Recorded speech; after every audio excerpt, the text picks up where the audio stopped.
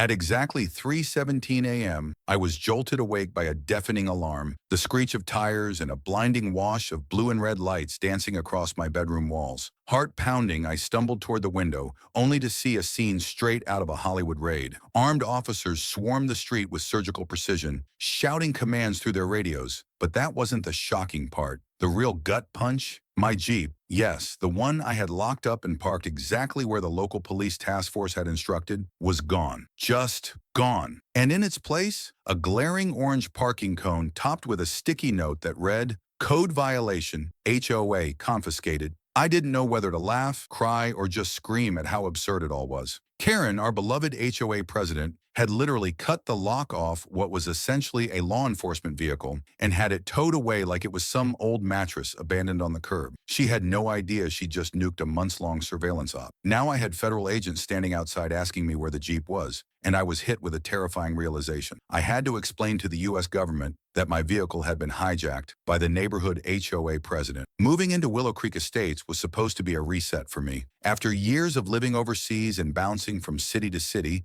I was finally ready to settle down. I wanted calm, a yard for my dog, a garage big enough to wrench on motorcycles, and for a while it was exactly that. Kids playing in the cul-de-sac, neighbors waving, everything smelled like barbecue and fresh mulch. But peace, as I would soon learn, had a sworn enemy, Linda Farthington, aka Karen Supreme, the HOA president. She wasn't just about the rule. She was the rule. Grass half an inch too high? You got fined. Halloween lights up past October? Expect a written warning. And if you drove something like my rugged black Jeep with tactical blackout plating and reinforced bumpers, well, apparently that was a full-blown act of war. The first time Karen laid eyes on my Jeep, she pursed her lips so tight they practically disappeared. "That doesn't belong in this neighborhood," she hissed, like the Jeep had personally insulted her ancestors. "Looks like it escaped a demolition derby." I tried to play it cool, told her the Jeep was part of my consulting work with local law enforcement. She scoffed and hit me with, "Nice story, soldier boy. Next time, try a Honda like normal people." From that moment on, she was obsessed. Week after week, I got passive-aggressive letters about unauthorized vehicle modification, excessive tactical aesthetics, and, my favorite, parking intimidation. Who knew a stationary Jeep could wage psychological warfare? What Karen didn't know,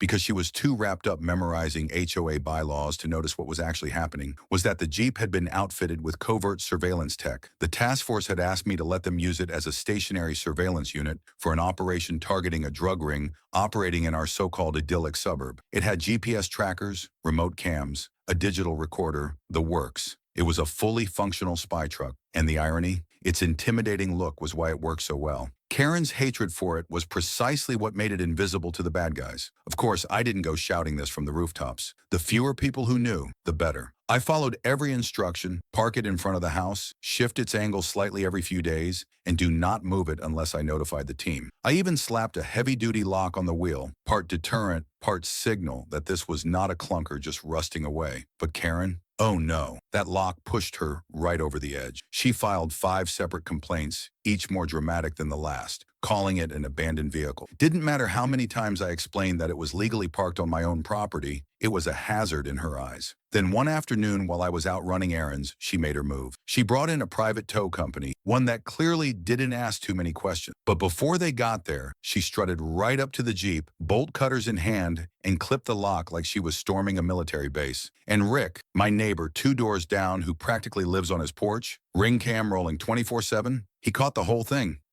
The whole thing was caught on camera. Karen standing there with bolt cutters in hand, smirking straight into the lens like a cartoon villain. Right after snapping the lock, she actually said, "One less eyesore to worry about." By the time I got back home, the Jeep was already gone. At first, I thought it had been stolen. That is, until I spotted the cone and the note. I marched straight to Karen's door and knocked, but she never answered. Instead, she sent a formal email claiming that the HOA had relocated the non-compliant vehicle to minimize visual pollution and preserve neighborhood standards. It was so absurd, I laughed. Right up until I remembered what was inside the Jeep. I called the police task force immediately. They didn't laugh. They were at my door in under 30 minutes, dead serious, asking me to walk them through every detail. When I finally showed them Rick's footage, the color drained right out of Officer Melendez's face. "She cut the lock?" he asked, "and had it towed without any authorization?" I nodded, already sweating. This wasn't just annoying anymore. We were talking about tampering with federal surveillance hardware, obstruction of justice at minimum. That's when the mood in the room shifted, from frustrated to full-on DEFCON 1. The officers issued an emergency retrieval order, but there was a problem. No one knew where Karen had taken the Jeep. It wasn't at any local tow yard. They checked them all, which meant one thing: she'd stashed it somewhere private, off record, most likely illegal. Meanwhile, the sting op my Jeep had been monitoring. It had to be shut down. The suspects had gotten spooked. Months of planning ruined. All because an HOA president had a vendetta against tactical vehicles. And that's how I found myself standing on my porch at 3:17 a.m., watching a federal task force gear up without its key surveillance unit. Suspects scattered. Agents furious. Karen? Nowhere in sight. What she didn't realize was that she just lit the fuse on a legal fireworks show, and when the consequences landed, she was going to wish all she'd done was complain about my lawn. The next morning, I got a text from Officer Melendez. No punctuation, no emoji, just, "We found the Jeep. You're going to want to see this." My stomach flipped. I barely had time to throw on a hoodie before he pulled up in an unmarked black SUV. He didn't say a word on the entire drive, just clenched his jaw like he was chewing on rage. We drove 10 minutes down a maze of winding service roads until we pulled up to a rusted-out gate behind a maintenance shed I'd never even noticed before. Melendez got out, walked up to a keypad, and gestured toward the open padlock dangling like an afterthought. Inside was a weedy, fenced-off junk zone, half storage lot, half graveyard. Cones, tarps, and 3 cars sat in disarray, parking permits torn off, faded tickets flapping in the breeze. And there it was, my Jeep, scratched up, caked in mud, leaning at an awkward angle like it had been dumped there by someone in a hurry. The side mirror was cracked, the case that once held the encrypted surveillance drive wide open. Gutted. I couldn't even speak, just stared as Melendez muttered curses and started snapping photos. "This isn't a tow lot," he growled, kicking a cone out of the way. "It's a damn HOA impound graveyard. She's running an unauthorized vehicle dump out of a utility shed." I walked around the Jeep, taking in the full extent of the damage. Scuffed wheel wells, mud jammed into the suspension. Someone had even tried to force open the glove box. Screwdriver gouges still visible. It felt less like vandalism and more like desecration. Melendez called it in, requested backup and a federal evidence team to secure the site. And then, as if summoned by our collective fury, Karen appeared, clip-clopping through the gravel in heels like she was showing up to a brunch. "Oh, good, you found it," she chirped, all smiles. "I was just about to notify you. I figured you'd realize the HOA had every right to—" "Ma'am, step away from the vehicle," Melendez snapped, cutting her off mid-smug. Karen blinked, visibly thrown by the shift in tone. "Excuse me? I am the HOA president. I have full authority to remove any unauthorized, unregistered, you remove federal surveillance equipment from an active law enforcement operation," he barked. "Do you have any idea how serious that is?" Karen's expression morphed into something between defiance and disbelief. "You can't be serious," she said, flustered. "It was a visual nuisance. I thought it was abandoned. It had a giant lock on it and hadn't moved in a week. Honestly, I did you all a favor." I couldn't believe it. She actually sounded like she expected a round of applause. Melendez didn't even flinch. He just nodded at one of the officers, who moved in to escort her. Karen didn't go quietly. Of course not. She kept rambling the whole way, loudly proclaiming how she'd saved the neighborhood, how no one else had the spine to take action. Every sentence made things worse. As she was being led off for questioning, Melendez turned to me. "You got security footage of her towing the Jeep?" I pulled out my phone and showed him the video Rick had shared from his ring cam. There it was. Karen, bold as brass in the middle of the afternoon, walking up with bolt cutters like she was breaking into Fort Knox. She clipped the wheel lock like it was nothing, and the tow truck she brought in, no logos, no plates, some sketchy budget operation that probably got paid in crumpled cash and didn't ask a single question. In the footage, Karen laughs while the Jeep is being dragged off. That laugh? That was going to be her downfall. By the end of the day, the task force had everything they needed: video evidence, eyewitnesses, a timeline, and now a whole covert junkyard running under the fake umbrella of HOA enforcement. And just when I thought things couldn't get any more surreal, Rick showed up, dragging a lawn chair, carrying a cooler, looking way too relaxed for someone hanging around a crime scene. "So, he said, popping open a soda, "you want to tell her she messed with federal agents, or should I go post it to Facebook?" Apparently, Rick had been collecting receipts for months. Karen's passive-aggressive letters, her wild rants at HOA meetings, even her smug posts in the community Facebook group about cleaning up the streets. He'd archived screenshots, ring footage, the whole Karen experience. And now, like some suburban archivist, he offered it all up like it belonged in a gallery exhibit. "I always knew she'd snap," he said with a grin. "Just didn't think she'd do it by stealing a government vehicle." The best part?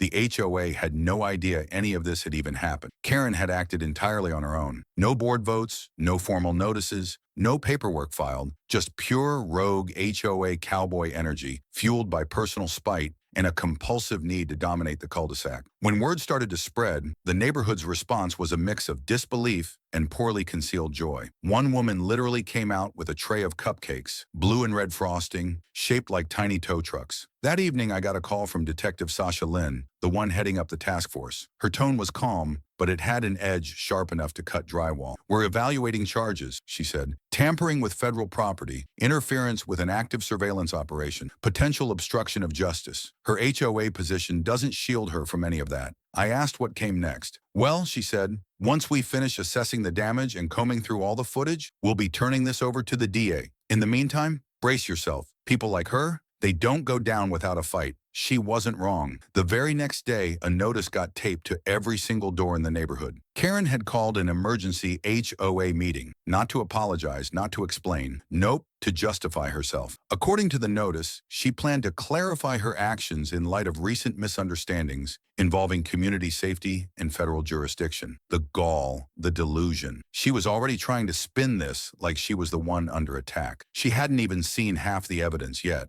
But I knew this was far from over. Karen thought she was heading into that meeting with her usual power trip clipboard and righteous fury. But what she didn't realize, the spotlight wasn't hers anymore. At that next HOA gathering, she wouldn't be the one with the gavel. She'd be the one in the hot seat. And this time, there wouldn't just be annoyed neighbors and petty complaints. There'd be lawyers, there'd be officers, and there'd be subpoenas. A lot of subpoenas. The emergency meeting was scheduled for Friday night, and when it finally rolled around, the community center was packed, not just with irritated residents, but with local news crews, legal observers, and a few very serious people in dark suits who definitely weren't there for the free cookies. The tension was thick. Everyone was buzzing, waiting to see what Karen Farthington, once queen of a suburban micromanagement, was going to say for herself. She showed up 15 minutes late, of course, wearing a blazing red blazer like she was hosting a daytime talk show, not teetering on the edge of a federal investigation. Clipboard in hand, that smug little smirk still hanging on her face, she strolled to the front, nodded stiffly at the board members behind the table, and gave the microphone a double tap like she was about to introduce a game of trivia. She was warming up like it was a TED Talk. "Thank you all for coming on such short notice," she began, her voice syrupy sweet. "I want to address the recent incident involving the removal of an illegally parked, unregistered vehicle from our street. There has been a great deal of confusion, misinformation, and frankly, hysteria." Someone snorted from the back. I didn't even have to look. I was 90% sure it was Rick. Karen, undeterred, powered through. "As your HOA president, I take our community's safety and aesthetic standards very seriously. When I saw an unsightly, clearly abandoned Jeep parked for days, chained, unmoved, I followed proper procedure to have it removed. I had no knowledge of any covert operations, nor was I informed that the vehicle belonged to any government agency. Frankly, I believe I was misled." That was my breaking point. "Misled?" I said, standing. Loud enough that the entire room turned. "You cut the lock off a federal vehicle, you towed it without authorization, and you bragged about it on Facebook." A ripple of murmurs echoed through the crowd. Karen shot me a glare, but I wasn't done. I walked to the front of the room, pulled out a small USB drive, and handed it to the community center's IT guy, who, judging by the look on his face, had been waiting for this moment all week. The projector screen flickered to life. First, the ring cam footage. Karen walking up with bolt cutters. Karen slicing through the lock. Karen gesturing smugly at the tow truck. Karen laughing as the Jeep was hauled away. Then came the screenshots, her Facebook posts, one by one. Finally cleaned up that junk pile on Oak Lane. Military cosplay doesn't make your eyesore any less ugly. Sometimes you have to break the rules to keep the streets clean. The room fell into stunned silence. One of the board members, Greg, the one who always looked like Karen might bite, cleared his throat and leaned in to whisper something to the woman next to him. Karen looked like she'd swallowed a lemon. She turned back to the crowd, voice slightly more strained now. Okay, so perhaps I was misinformed about the ownership of the vehicle, but it was clearly in violation of HOA standards, and the bylaws give me authority. No, they don't. The voice came from the side of the room. Everyone turned. Detective Sasha Lynn stepped forward, calm and composed, holding a thick folder in one hand like it was a receipt for a storm about to hit. We've reviewed the HOA charter, the removal procedures, and the documentation, or lack thereof. Not only did you bypass the board, you failed to notify any enforcement agency, used an unlicensed tow company, and relocated the vehicle to an unauthorized storage site. You've apparently been operating without community consent. Karen opened her mouth to object, but Sasha wasn't finished. Furthermore, the vehicle in question was part of a sanctioned joint task force operation. Your actions compromised months of surveillance, damaged sensitive equipment, and resulted in the premature termination of an active case. Gasps and whispers swept the room like a windstorm. Karen's face twitched. She turned to the board, silently begging for support. But they weren't even making eye contact. They all leaned away like passengers, avoiding splashback on a sinking ship. Greg suddenly stood. I'd like to make a motion to suspend Linda Farthington from her position as HOA president, pending an internal investigation and legal review. Before Karen could react, another board member raised a hand. Seconded. A third voice almost too quiet to hear. All in favor? The chorus of aye was unanimous. Karen's mouth fell open. She looked genuinely shocked, like she hadn't even considered that this might happen. You can't do this, she said, her voice rising. This is a power grab. I built this HOA. And destroyed it in one afternoon, I said, stepping back beside Sasha. Karen fumbled through her clipboard like she could paperwork her way out of this. Then, like she was pulling her final card, she whipped out a folded letter and waved it in the air.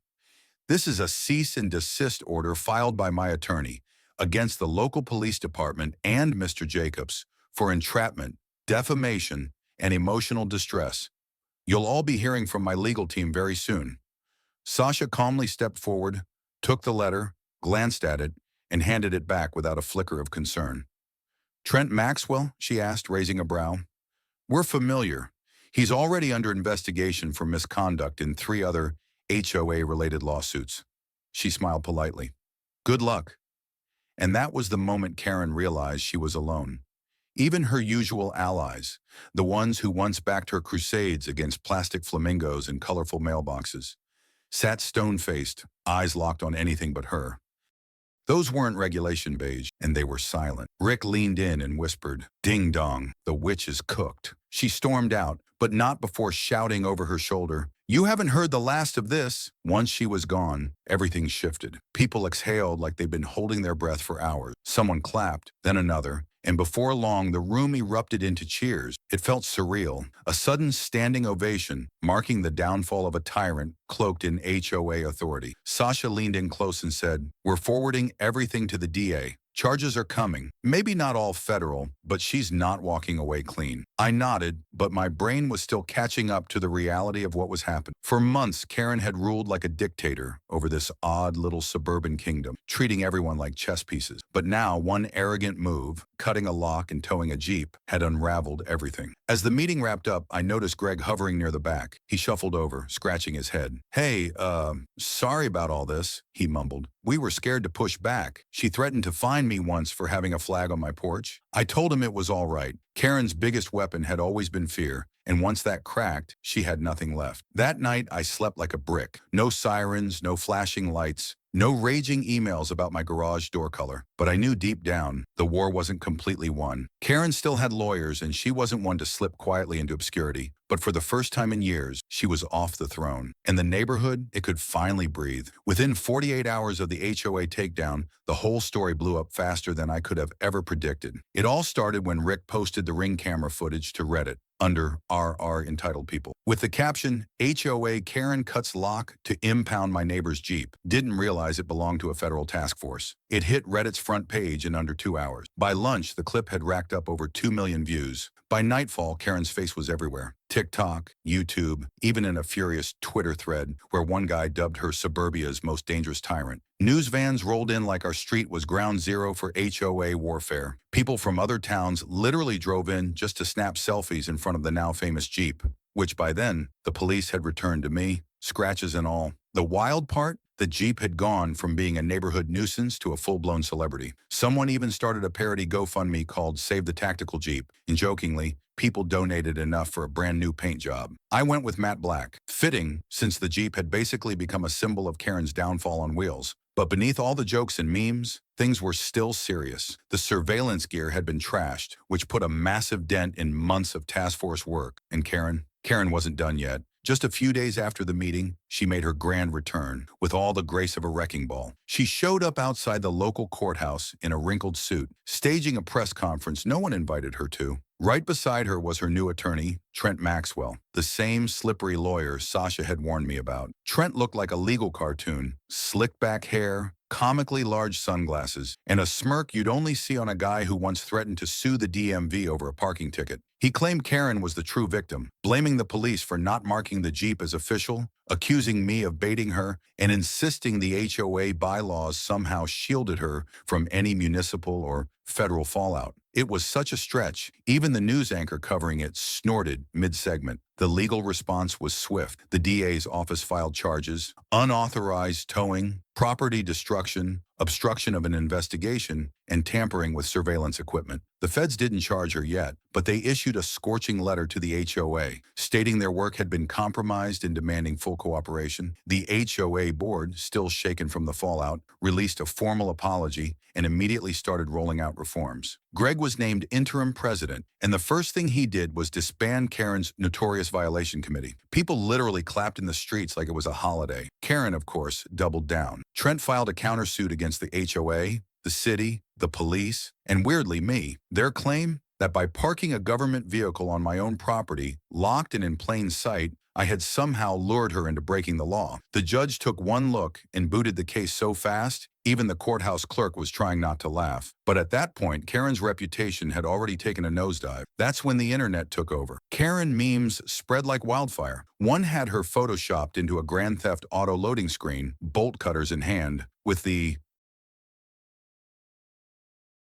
"Mission failed, federal charges incoming." Another turned her press conference into a rap remix, auto-tuning her infamous line, "I didn't know it was federal." TikTok creators started reenacting the ring footage, complete with dramatic lighting and sad emo filters. She went viral, but not in the way she ever intended. Her name became internet shorthand for entitlement. Teenagers, even those who didn't live in HOA communities, started calling their strict parents Karen Farthington. But buried in all the chaos, something weirdly therapeutic was happening around the neighborhood. People started talking again, laughing. It felt like that invisible grip of passive-aggressive rules and hushed threats had finally lifted. Lawn chairs appeared on porches, flags waved. Kids drew wild chalk murals on the sidewalks without anyone worrying about fines. For the first time since I'd moved in, the place actually felt like a real community. Rick, ever the opportunist, saw a moment. He launched a website, HOAwatchdog.net. With help from a few neighbors, he started compiling resources for people dealing with out-of-control association. The site caught fire quickly, especially after he posted a full breakdown of the Jeep incident. Timeline, video clips, legal filings, even merch. The store featured Team Jeep mugs and a t-shirt with Karen's legendary passive-aggressive parking note printed on the back. As for the Jeep itself, the task force eventually replaced the damaged surveillance equipment. To my surprise, they let me keep the upgraded version. Officer Melendez said it was a token of appreciation, though it didn't completely erase the sting of the operation being derailed.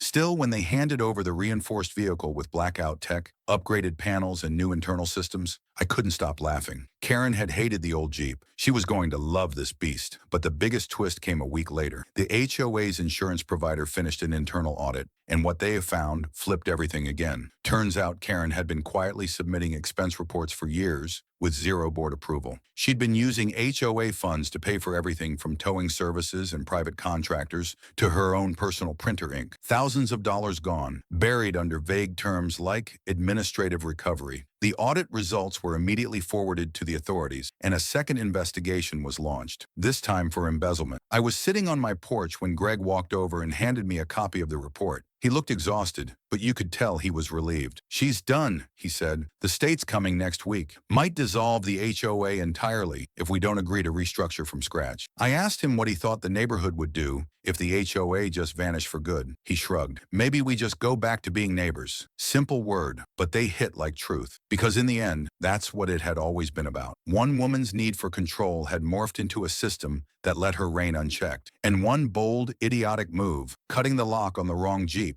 had torn the whole thing down. Later that night, I rolled the new Jeep into the driveway. Rick had helped me add a small custom decal under the rear bumper. It read, "Number 1. I parked it exactly where the old Jeep used to sit, front and center, tactical view. A couple of neighborhood kids biked past, gave me a thumbs up. I saluted them. Karen hadn't been seen since her last PR disaster. Her lawyer stopped answering calls. Her house stayed dark. Word on the street was she was trying to sell. But no one wanted to buy the home of the woman who went to war with a Jeep and lost to the internet. Justice didn't just arrive in subpoenas. It came in memes, group texts, supportive neighbors, and one absurdly stubborn vehicle. The final curtain dropped on a warm Saturday morning, the kind of day that feels too still, like something's about to happen. I was on the porch, coffee in hand, scrolling the newest Karen memes, when I saw the convoy. 3 black SUVs, 1 sedan, and 2 U.S. Marshals stepped out like they were extras in a crime drama. They moved with practiced calm, knocked once on Karen's door, then stepped back and announced themselves. No answer. She probably knew. The locksmith was already waiting. Within minutes, the door creaked open. A few neighbors peeked from behind curtains. Others walked right outside, some holding coffee, others popcorn. It was happening. The arrest warrant had been signed. Karen Farthington was officially being taken into custody. She didn't yell. She didn't resist. When she finally appeared in the doorway, her hair was a tangled mess, and her signature red blazer was wrinkled like she'd been sleeping in it for days. She clutched a manila folder like it could still somehow prove her innocence. But all that remained was the slow, humiliating walk to the waiting SUV. Her wrists were cuffed in front, and the expression on her face wasn't anger anymore. It was disbelief, like she truly thought this was still just some misunderstanding, a minor misstep that had somehow snowballed into national embarrassment and multiple felony charges. But it wasn't just a mistake. It was the result of 100 tiny decisions, each one a little more arrogant than the last, until eventually she crossed a line she couldn't uncross. When the marshals finally drove away, a cheer erupted across the block. No one planned it. It just happened. Loud, spontaneous, oddly satisfying. Rick even lit a couple leftover fireworks from the 4th of July. Sasha Lynn dropped by that afternoon to brief a few neighbors and stopped at my porch with an update. She handed me the final charge list. Obstruction, tampering with federal property, operating an unlicensed towing business, misuse of community funds, and suspected embezzlement. It read more like the plot of a courtroom drama than a case file, but the legal stuff was just one piece of it. The HOA itself had crumbled. Half the board had stepped down, and the rest had voted to shut it down entirely, rather than face a class action lawsuit from the residents. With no structure left, the rules Karen had once enforced like commandments were nothing more than scraps in a dusty binder. Greg helped manage the transition, but even he admitted most folks were just glad the rules were gone. No more violations, no more nasty notes. People planted whatever flowers they liked, painted their mailboxes wild colors, and nobody blinked. For the first time, it felt like the neighborhood truly belonged to the people living in it, not a petty monarch with a clipboard. As a weird but touching thank you, the residents all chipped in to get me a custom metal sign, reserved for tactical eyesore. We bolted it into the curb in front of my place, and it became something of a local photo op. Even the mailman asked to snap a pic with it. But the real twist came the following weekend. Officer Melendez and Sasha showed up again, not in uniform but dressed down, both grinning, holding a giant ring of keys. They led me around to the back of my house, and that's where I saw it, the maintenance garage that Karen had once used as her personal impound lot. Turns out the city auctioned it off after the investigation. And guess who quietly bought it? The task force. But they didn't want to keep it. Melendez looked at me and said, "It's yours now." Figured if anyone deserves to decide what gets parked here, it's the guy who had his Jeep stolen during a federal sting. At first I thought he was joking, but then he handed me the deed. Official, signed. I had to sit down. The irony was just too rich. The same place where Karen had dragged my Jeep without a second thought was now mine. I turned it into something useful. A small neighborhood hub, benches, tool wall, repair bay. We just called it the garage. Anyone could use it. Teens fixing up their first car, veterans doing tune-ups, dads patching bikes, no permits, no permission, no fine. To christen the space, the task force set up a surprise. A week later, Jeeps of every kind, military, civilian, custom builds, lined the street. Veterans showed up, cops, neighbors, and we led a slow, proud Jeep parade through the neighborhood. Kids waved flags, parents clapped, Rick live-streamed the whole thing, and yeah, it went viral. Again, leading the parade, my new Jeep. Tactical, polished, and stenciled with "Community Watchdog" across the hood. We wrapped it up at the garage. Sasha gave a short speech and handed me a plaque that read, "In appreciation for keeping your cool when your HOA went full villain." Everyone laughed, but the truth behind it hit deep. This could have gone sideways, real ugly, but instead it turned into something better. Proof that when people push back against nonsense, even the most ridiculous abuse of power can be undone. Karen eventually accepted a plea deal. No jail, but she had to pay restitution to the HOA, got fined by the state, and was banned from ever serving on any HOA board for the next 20 years. She sold her house quietly, left at night. No one said goodbye. No one cared. In the months after, the neighborhood bloomed. We had cookouts, planted trees, started jokingly calling ourselves the Eyesore Estates. The sign stayed, the Jeep stayed, and Karen, she became a legend, just not the kind she hoped to be. A cautionary tale. A reminder that power without empathy doesn't protect a community, it poisons it. And now, every time I fire up the Jeep and hear that deep, steady purr, I grin, because it's not just a vehicle anymore. She clutched a manila folder like it could still somehow prove her innocence. But all that remained was the slow, humiliating walk to the waiting SUV. Her wrists were cuffed in front, and the expression on her face wasn't anger anymore. It was disbelief, like she truly thought this was still just some misunderstanding, a minor misstep that had somehow snowballed into national embarrassment and multiple felony charges. But it wasn't just a mistake. It was the result of 100 tiny decisions, each one a little more arrogant than the last, until eventually she crossed a line she couldn't uncross. When the marshals finally drove away, a cheer erupted across the block. No one planned it. It just happened. Loud, spontaneous, oddly satisfying. Rick even lit a couple leftover fireworks from the 4th of July. Sasha Lynn dropped by that afternoon to brief a few neighbors and stopped at my porch with an update. She handed me the final charge list. Obstruction, tampering with federal property, operating an unlicensed towing business, misuse of community funds, and suspected embezzlement. It read more like the plot of a courtroom drama than a case file, but the legal stuff was just one piece of it. The HOA itself had crumbled. Half the board had stepped down, and the rest had voted to shut it down entirely, rather than face a class action lawsuit from the residents. With no structure left, the rules Karen had once enforced like commandments were nothing more than scraps in a dusty binder. Greg helped manage the transition, but even he admitted most folks were just glad the rules were gone. No more violations, no more nasty notes. People planted whatever flowers they liked, painted their mailboxes wild colors, and nobody blinked. For the first time, it felt like the neighborhood truly belonged to the people living in it, not a petty monarch with a clipboard.